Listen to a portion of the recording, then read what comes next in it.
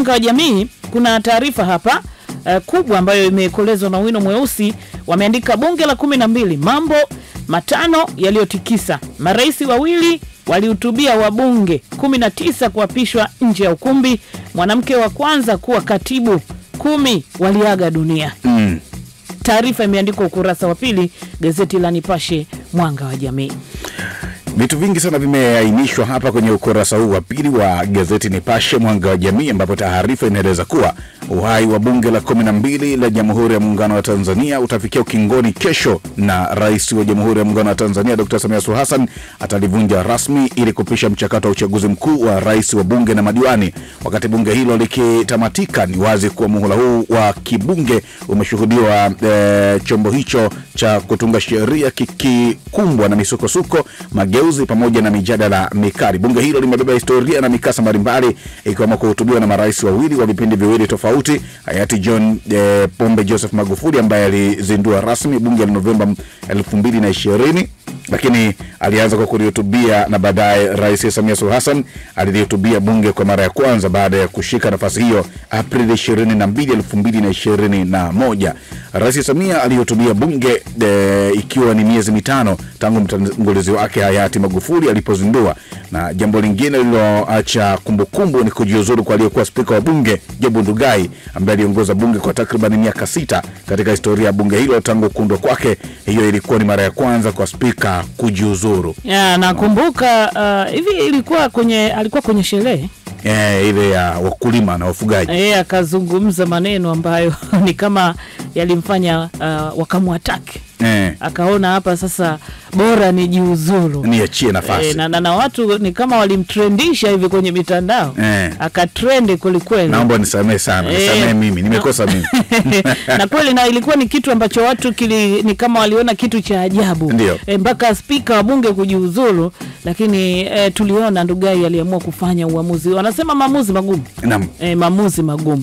Na kiti cha spika wa bunge kilithiwa na Dr. Tulia Ackson ambaye aliingia rasmi katika nafasi ya spika Februari 2022 na kuwa mwanamke wa pili kuliongoza bunge baada ya kupitia mchakato wa mujibu wa sheria na kanuni za bunge. Mwanamke wa kwanza kuliongoza bunge alikuwa ni Anne Makinda mwaka 2010 hadi mwaka 2015. Na katika bunge hilo pia ilishuhudiwa mwanamke wa kwanza kuteuliwa kuwa katibu wa bunge. Huyu alikuwa Nenelewa Mwihambi ambaye kwa sasa ni jaji wa Mahakama Kuu ya Tanzania. Ipata hiyo bwana. Lakini pia kulikuwa na vifo vya wabunge. Kama nakumbuka katika uhai wa bunge hilo, mambo mengine yaliyotikisa ni vifo vya wabunge 10 ambao ni Atashasta Nditie Muhambwe, lakini pia Elias Kwandikwa ambaye huyo alikuwa ni mbunge wa Ushetu, lakini pia Francis Mtega Mbarali kama nakumbuka alifariki kwa ajali ya utawakiwa barabarani, lakini pia William Olenasha alikuwa mbunge wa Ngorongoro, lakini pia Hatibu Saidi Haji alikuwa mbunge wa Konde, na Musa Hassan Musa alikuwa mbunge wa jimbo la Amani. Wengine ni Ahmad Yahya kwa hani pale, lakini pia Dr. Faustin Dugulile Kigamboni, Irene Ndiamkana na Martha Umbula. Hao walikuwa ni wabunge wa viti maalum. Mengine yaliyotikisa ni mswada wa maboresho uendeshaji wa bandari ya Dar es Salaam. Katika mswada huo kuliibuka mjadala mzito, baadhi ya wabunge hasa upinzani wakihofu kwamba huenda bandari hiyo ingeuzwa. Swala la DP World. Nakumbuka Nalikumbuka na Watanzania kiukweli walikuwa wanazungumza mambo mengi sana. Ndio. Imeuzwa. Kila mtu alikuwa anazungumza cha kwake. Mambo yakawa ni mengi kweli. Na maneno yalikuwa ni mengi kweli. Na baadaye ukaja ukatolewa sasa ufafanuzi. Kabisa. Lakini pia kitu kingine ambacho kimetikisa ni adhabu kwa wabunge. Umepata wabunge 3 kwa mujibu wa kanuni za kudumu za bunge walipewa adhabu ya kutohudhuria vikao na mikutano baada ya kutiwa hatiani kwa makosa ya kusema uongo na uchonganishi. Umeipata waliadhibiwa baada ya kusema uongo na uchonganishi. Walioadhibiwa ni mbunge kutoka Chama cha Mapinduzi CCM Luhaga Mpina, mbunge wa jimbo la Kisesa Jerry Silaha, mbunge wa jimbo la Ukonga, na Josephat Gwajima, mbunge wa jimbo la Kawe, ambao kila mmoja alisimamishwa kuhudhuria mikutano miwili mfululizo. Gwajima na Silaha waliitwa mbele ya kamati ya maadili na madaraka ya bunge kujibu tuhuma mbalimbali ikiwemo kusema uongo na kushusha hadhi na heshima ya bunge. Nakumbuka kipindi kile Mheshimiwa Josephat Gwajima ameitwa kwenye kamati ya maadili, amefika pale na lundo kubwa la vitabu. Ndio. Alafu aligoma kukaa kiti akasema sikai kwenye hiki. Siwezi kukaa na vitabu, akawa amekuja navyo, ameenda navyo vingi kweli kweli. Lakini pia Mpina kwa upande wake alishindwa kuthibitisha tuhuma dhidi ya waziri wa kilimo Hussein Bashe kuhusu sakata la utoaji wa vibali vya uagizaji sukari nje ya nchi kutokana na kutiwa hatiani huko. Aliadhibiwa kutohudhuria vikao 15 vya bunge. Umeipata? Ndio. Lakini pia kitu kingine, makamu wa rais pamoja na naibu waziri, kwa maana makamu wa rais na naibu waziri mkuu katika bunge hilo. Rais Samia alifanya uteuzi wa makamu wa pili wa rais Dr. Philip Mpango, wakati huo alikuwa kwenye nafasi ya waziri wa fedha na mipango na mbunge wa Buhigwe. Lakini wakati huo Dr. Mpango aliteuliwa kushika wadhifa huo baada ya Rais Samia kushika urais kutokana na kifo cha aliyekuwa rais wa awamu ya 5 hayati Dr. John Pombe Joseph Magufuli Machi 17, 2021. Pia alifanya uteuzi wa naibu waziri mkuu Dr. Doto Biteko. Sambamba na cheo hicho, Biteko pia aliteuliwa kuwa waziri wa nishati. Cheo hicho kiliwahi kuwapo mwaka 1985 hadi mwaka 1989 baada ya rais wa awamu ya pili hayati Ali Hassan Mwinyi kumteua Dr. Salum Ahmed Salum. Mbali na kuwa naibu waziri mkuu, Dr. Salum pia alikuwa waziri wa ulinzi na jeshi la kujenga taifa kabla ya kuteuliwa kuwa katibu mkuu wa uliokuwa Umoja wa Nchi Huru za Afrika OAU, kwa sasa ni Umoja wa Afrika AU. Yani kwa maana kwamba nafasi ambayo yuko nayo Biteko sio kutokea miaka hiyo, ni moja ya vitu ambavyo vinashikilia zaidi na kutikisa zaidi bunge la 12. Lakini pia janga la uviko 19, moja kati ya janga ambalo lilitutesa sana. Na kipindi hicho tunakumbuka, tulikuwa watu tunaogopa, hata saa nyingine ukienda kazini unakuwa una wasiwasi kweli kweli. Watu tulitangaza huku tumevaa barakoa kama unakumbuka. Unasikia ngumu kuna muda unapata tabu, unatoa barakoa unaishusha kidogo, kuna muda unavaa tena.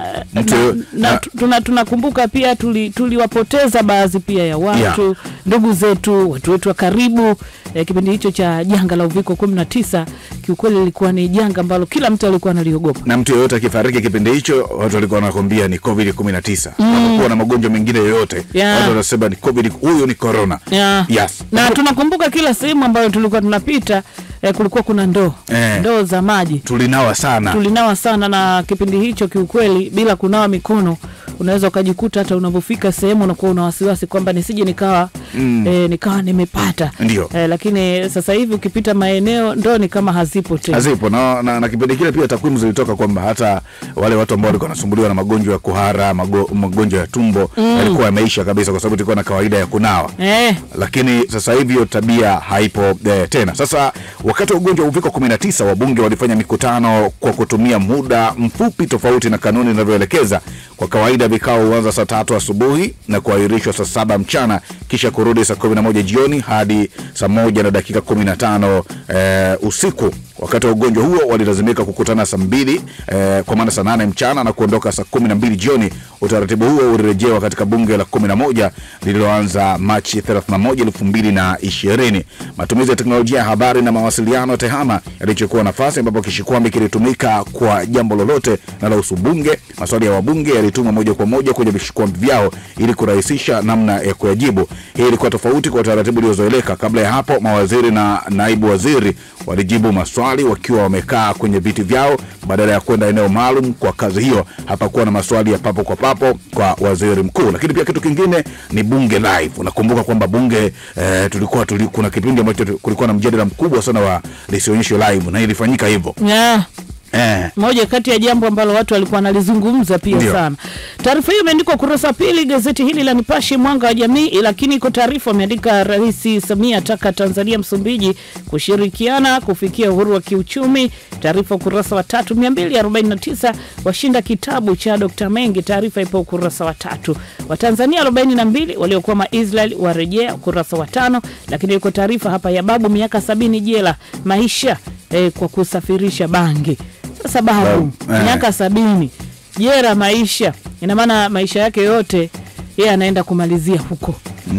Kwa sababu kwanza kiuhalisia 70 ni dakika za jioni. Yani hizo ni dakika za matumaini kidogo. Na kama hivyo tumeambiwa jela maisha. Kwa hiyo maisha yake yote ataishia huko.